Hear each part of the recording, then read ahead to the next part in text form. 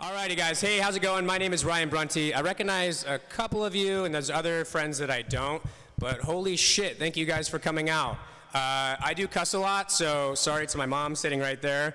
I know this is gonna get weird, sorry mom. So on the count of three, I want everyone just to say shit with me. So 1, 2, 3. Shit.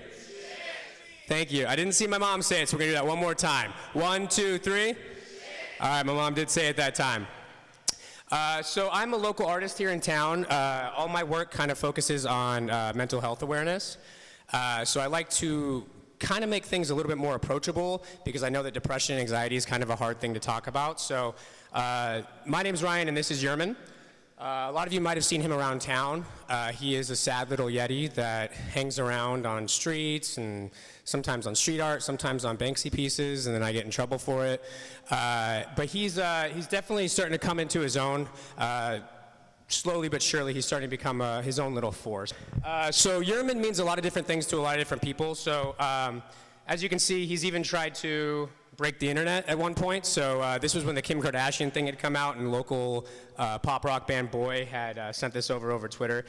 There's other pictures that were included in this PowerPoint with other influencers that have taken pictures with them, including some Big Brother cast and things like that. It was just a way to illustrate where Yerman has been and where he's come from. So before he was what he is today, he all started right here.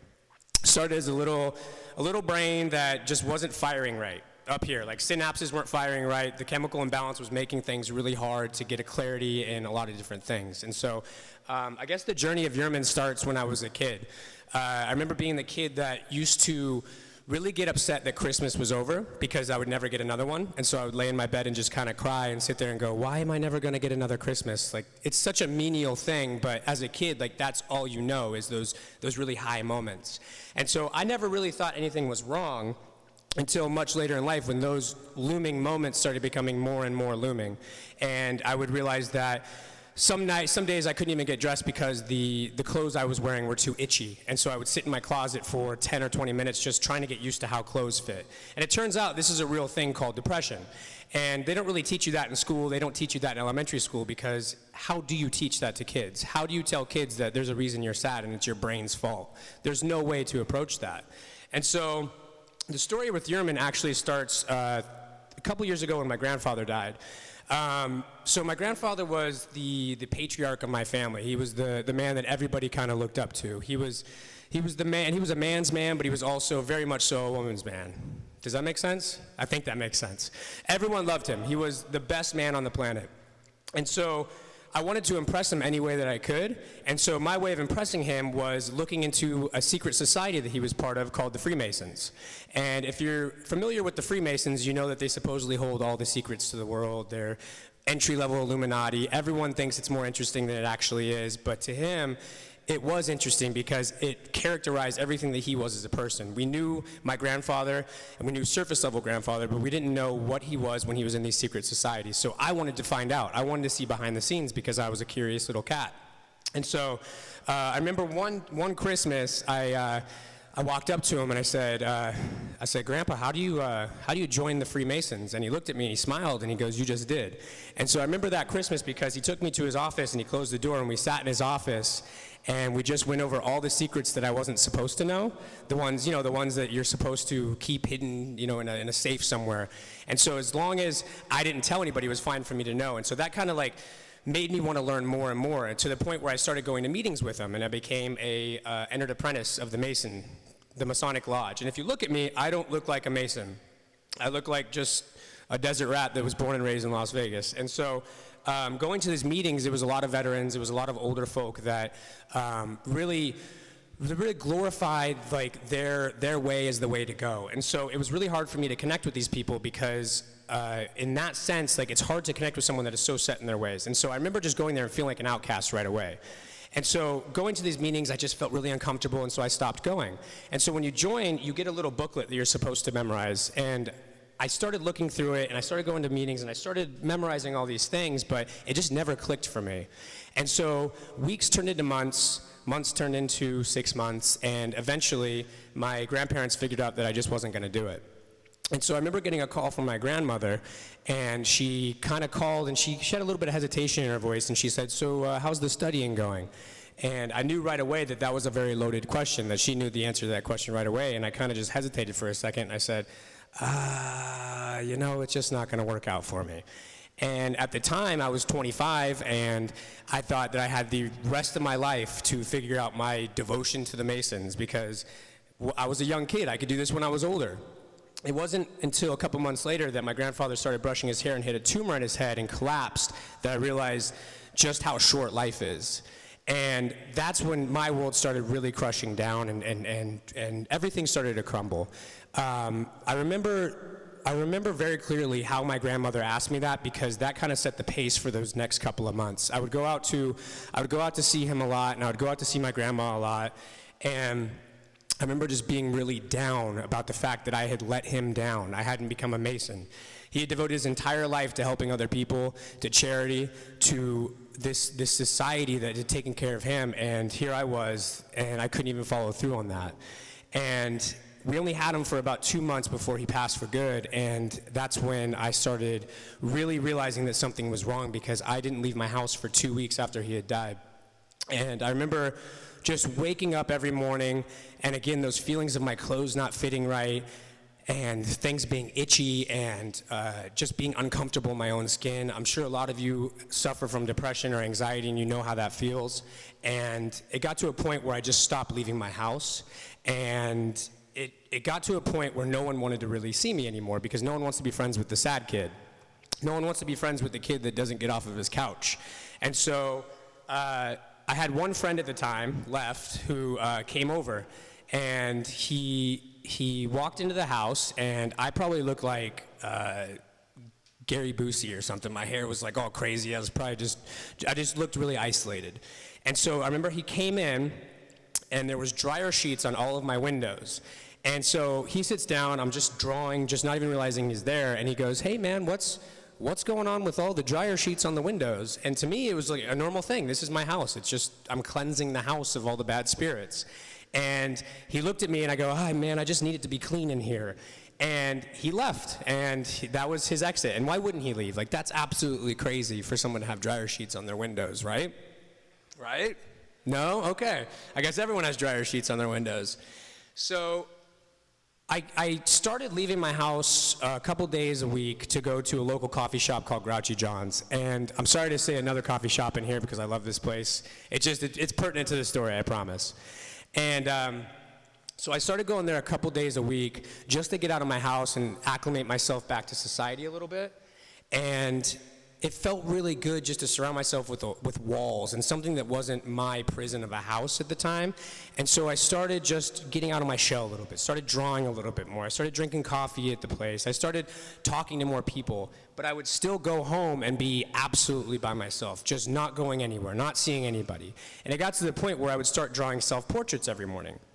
And so these self-portraits would really range. Oh, that's the old PowerPoint. Yeah, that's okay. I would do self-portraits every day, and they could range from anything from a monster to a deranged-looking, homeless-looking man, anything. But to me, these were the self-portraits of how I was feeling that day. And then at one point, a little monster came out, and it was this guy right here. And I remember looking down at the paper, and I just go, wow, that's absolutely how I feel. I mean, on the outside, I probably look fine, and I probably look like there's a lot on my mind, but there's so much more going on to that. So I remember I shared it to Twitter, and that was the first character that people started really like taking a liking to, because to me, Twitter was my lifeline to the world. Like, Twitter was the way that I was able to reach out and I almost sang a Depeche Mode song there, but I was able to reach out and actually touch someone, and I was able to like make connections with people and actually feel like I was a part of this world again. And so that after that, I started really focusing on that character and really drawing him and going to First Fridays and figuring out what people wanted to see this character on and what poses and things like that. And after that, like, I started realizing that this was my coping mechanism, that painting and drawing and watercoloring and drawing this character was my coping mechanism. I don't think a lot of people realize that Yerman is a self-portrait, and he still continues to be. I only paint how I feel. And so just recently, I just painted a 40-foot wall, and as you can see, he's happy. And this was the first time that I'd actually painted him happy, and it's crazy to me because people online actually realized that he looked different. And there's people in this room that actually hit me up and told me, hey, that Yerman's happy, what's going on? I see Kevin shaking his head.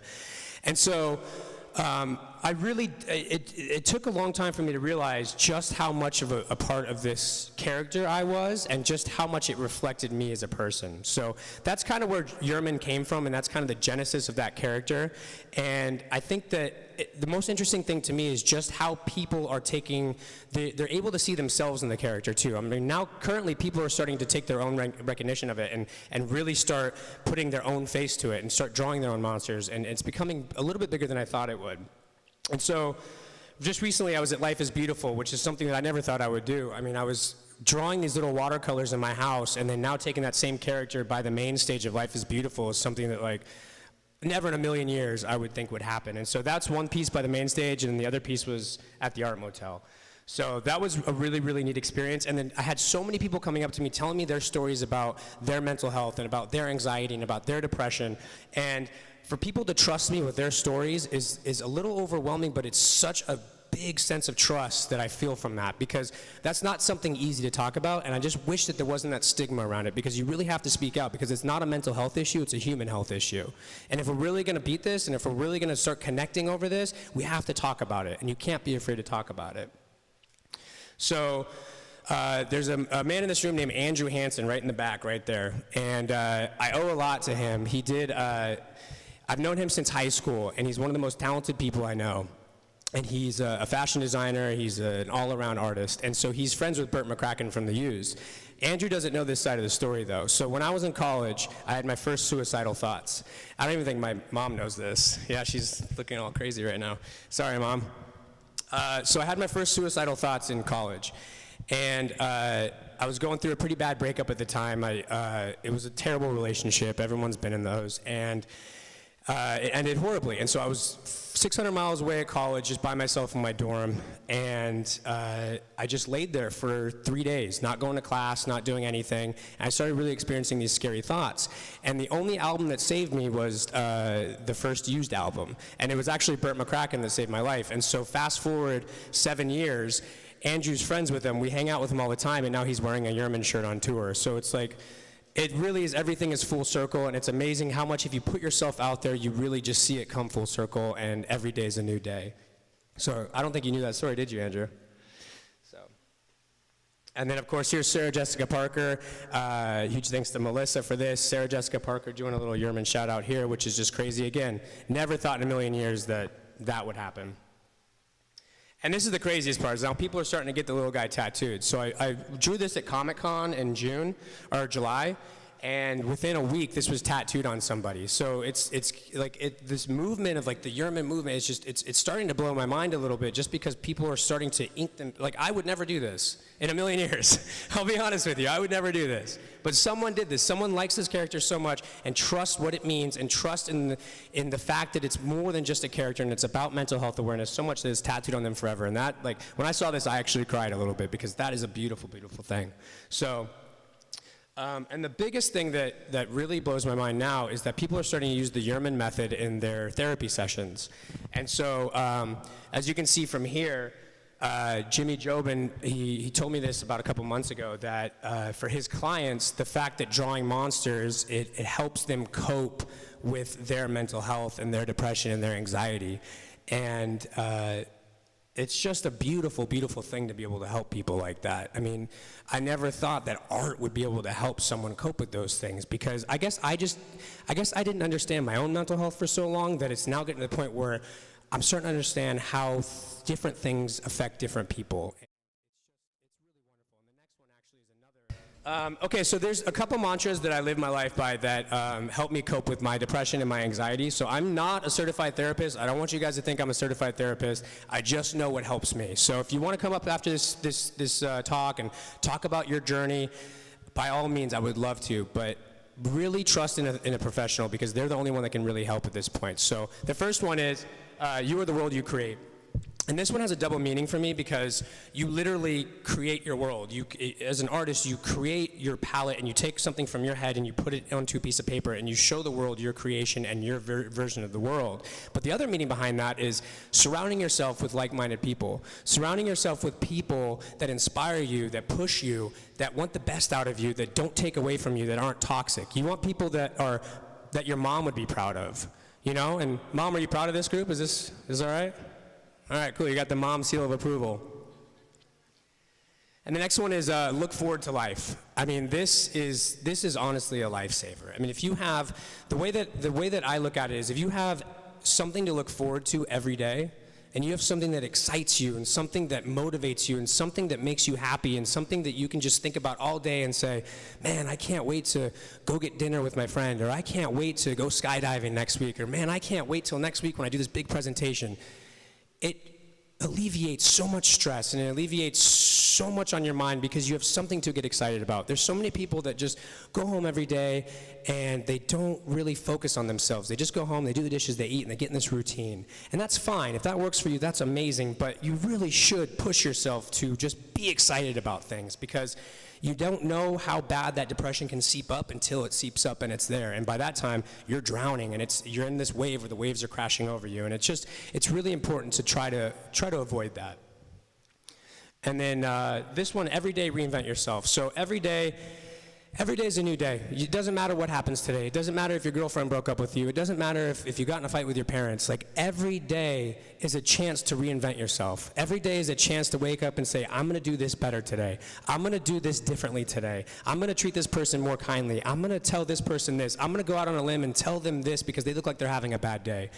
And I don't think enough people realize the effect of paying it forward like that. That if you just tell somebody something nice, you can affect their entire day. And it's a chance to reinvent someone else's day along with your own day. And that's a beautiful thing. And my personal favorite is inspire others to inspire others. This one's actually my personal mantra. I think that if we're living every day inspiring others to inspire others, we're creating this chain effect of creativity and just wonderment where we create a world that's better than the last day. And that's what's really important because let's face it, this world sucks. Like, there's not a lot that's good anymore. Like, even the beautiful things are starting to get pulled down by horrible like bigots or politicians or this or that and that. And if we can just inspire each other, we can create a revolution and we can create a world where we're building each other up instead of letting the top build us down. And I think that's the most wonderful thing. And I think I got way too deep on that, but whatever, man, I'm winging it. So, yeah, so that's it. So, so that's it. I'm Vegas Ryan on Twitter and Instagram if you want to follow me. I'll be here hanging out and probably drinking at Velveteen Rabbit next door if you guys want to go have a drink. And my mom and sister right there if you want to say hi to them. And thanks, everybody.